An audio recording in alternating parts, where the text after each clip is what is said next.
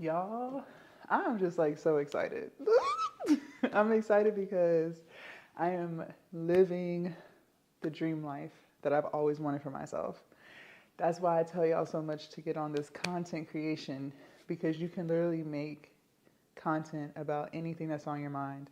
And I know a lot of times, excuse me, I know a lot of times we overthink stuff. I overthink stuff sometimes. And I had to remind myself, like, Jazz, chill out. Like, seriously, just chill out. But it just feels amazing to own my own 24 hours. I have a list of things that I try to accomplish every single day, but the time in which I do it is 1000% up to me. And I don't have to report to nobody. I don't have to ask for permission to do stuff. I literally just do what I want when I want. And I've told y'all, I came from a 9 to 5 that was toxic as fuck, hated it with everything I had inside of me.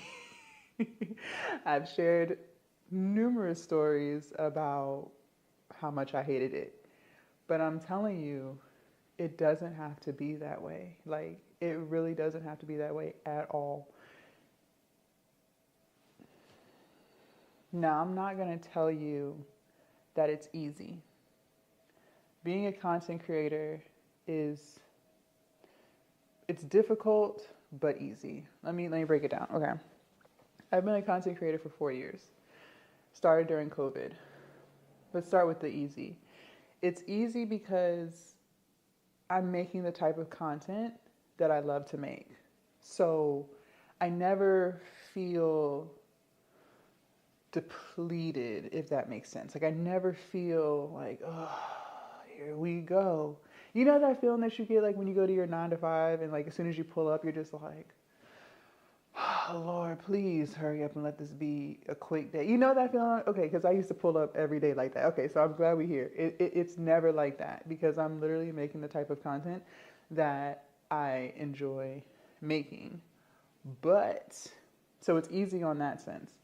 But it's hard because content creation is an all day thing.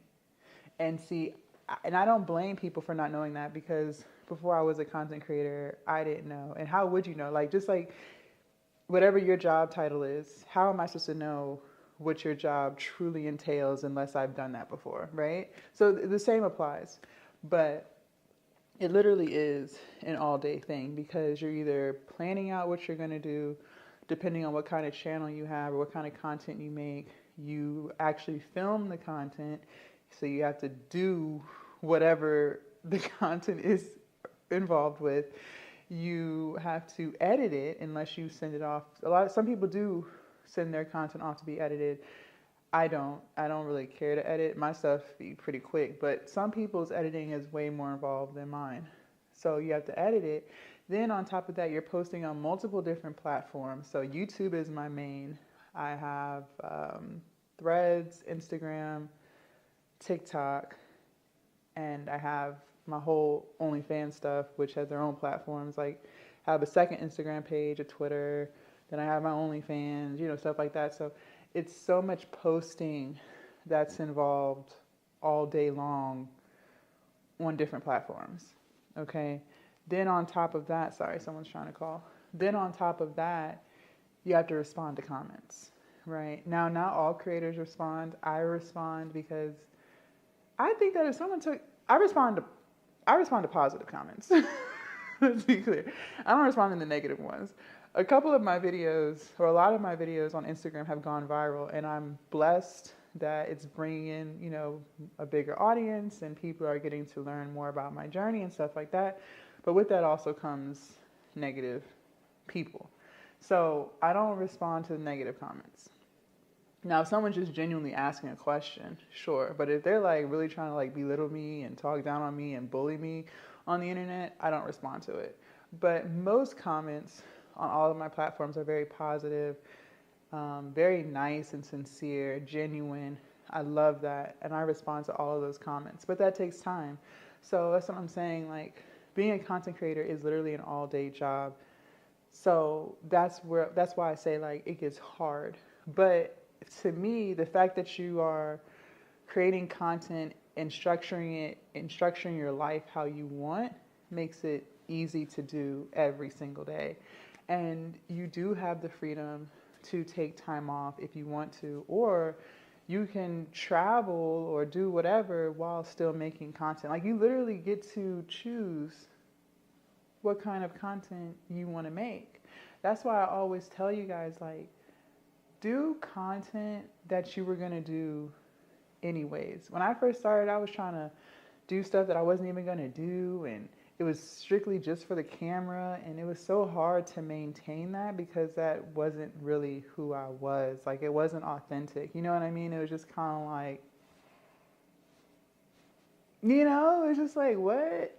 So when I stopped trying to do what everyone else is doing and decided to do what I want to do, making content made it so much easier because I'm finally doing the content around what I actually really want to do. You know what I mean? So whatever you do, even if you work, like, you can still make content around that. Maybe you can't like actually record yourself in the building, like if you're working with, I don't know, medical stuff, but on your drive to work, pull out your camera, get one of those car tripods and, press record and talk on your drive to work, talk on your lunch break, talk on your way home, talk when you get home. If you want to cook, record yourself cooking your meals, like literally whatever you do at the time. And as you build a community, as you build a community and your channel starts to grow, you can start making content around other things, and your community is going to go with you and watch because they love you. They enjoy watching you. You get what I'm saying? Like, that's why so many creators, like, let's say they start off doing one thing, and then, they grow a family and they start to have kids, and then their kids become a part of their content. They have viewers who, have been around throughout their whole content creation journey. And that could be like 10 plus years, but still continue to tune in because they fell in love with the creator and their journey, and they feel like they know them. You get what I'm saying? So your content also doesn't have to be the same. Don't feel like you have to be so tied into a niche, because you don't. Like, this channel, I want to talk about, being your best version, because that's the journey I'm truly on. Like, I'm truly on a journey of trying to be the best woman that I can be every single day, and what that entails. What does my day-to-day look like? How do I treat myself? What kind of things do I go through mentally? I want to talk about business with you guys because I run a business. I talk to you guys about how much I hated my job, because I really did hate my job. I talk to you guys about weight loss. I have a whole weight loss and fitness channel that's dedicated just for that, because I really am on a weight loss and fitness journey. So I'm able to create content around things that, one, I enjoy, and two, I was going to do anyways. You know what I'm saying? So don't overthink it. Like, just literally be you. And at first, it sounds crazy, but it's so hard to do because you're overthinking. You're overthinking your whole process. And I've told you, I am guilty of it too. Like, I know it'd be hard to not overthink stuff. It is so hard sometimes.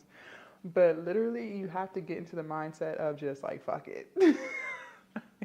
You know what I mean? Like, you literally just have to say, fuck it. I'm just going to post this.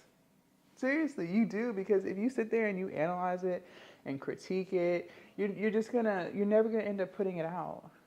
You're never going to end up putting it out. That's why, like, I actually love the fact that my content and my videos, I don't edit. I literally just cut them. So, like, the time that it took me to press record and, like, move to the front of the camera versus the time it took at the end to hit the end button. That's really the only editing that I do on any of my channels.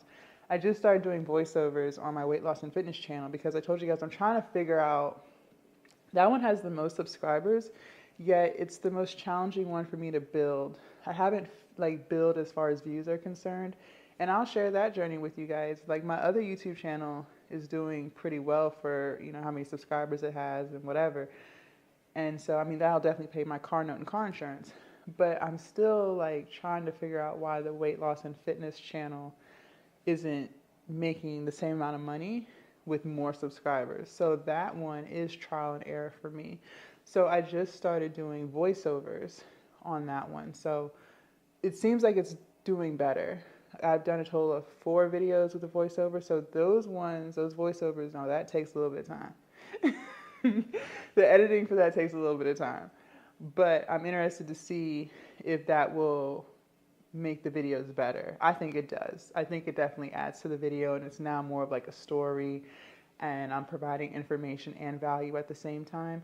But that's what I'm saying. That's the beauty of content creation, because you get to analyze and try to figure out what works, what doesn't work. It's like a puzzle sometimes, but I don't allow the numbers to get me discouraged. It just means that I haven't learned quite what I need to learn for that. You know what I'm saying? But the other one, I figured it out. That one's making money. So, don't get discouraged with it. One thing I do know is you do have to post regularly, like consistently, at least every day. This channel that I feel like is growing pretty quickly, considering I've only had it for a couple of weeks, and the channel that does make money, I post multiple times throughout the day. So, I'm just trying to figure out how to incorporate that into my weight loss and fitness channel, but I'm never going to give up on it because I really do love that channel and the content I create. I just have to tweak and, analyze and see what's going on, see what's not working, see what is working. And I know I'll figure it out because I figure out anything that I try to do. So the point I'm making to you is, even when you don't get views, or even when you have a whole bunch of followers but no views, or very little views, don't give up. I was posting on TikTok my weight loss and fitness journey for 6 months. That was a brand new page. I literally made it to start fitness and weight loss. I posted for 6 months, multiple times a day, like 3 and 4 times a day, and was stuck in the 200 view range that they give everybody. And it wasn't until month 6 or 7 where I slowly started to get 400 views, 500 views. But even when I started to get that wasn't even consistent. It would be like 1 video a week that would do it, and the rest would be 200 views. But I just kept posting. I was just like, fuck it. I mean, eventually it'll get there, right? Eventually. And eventually it did. Now most of my videos get between 700 to 1,100 views. So, it's just like a ladder. Like, you just have to climb. You just have to be patient and just stop looking at the views. You really just have to stop looking at the views, to be honest. Because if you get lost in that, I feel like it might take the enjoyment out of it. And that's not what you want. Learn from the analytics, yes. Like, don't, like, if something's not, like, if it's been a year, and that's what I'm saying, like, with my fitness and weight loss channel, it's been a year of me doing it every day. So when I started my other YouTube channel and the other one started to do better, of course I'm going to question and be like, well, why is that one doing better, but this one is older? You know what I'm saying? Like, I feel like anyone's going to start to question that. So then I started looking at stuff and, okay, well, maybe it's the title, maybe it's the thumbnail. So I played around with a lot of that stuff. Then I was like, maybe it's the structure of the video, because I work out and do like something motivational at the end. But I was like, but if people aren't sticking around, then they're not going to see the motivation at the end. So then I was like, maybe I can incorporate the motivation while doing the fitness. So that's when I decided to do a voiceover, because I'm just big on motivation and, hyping people up to get them going on their journey.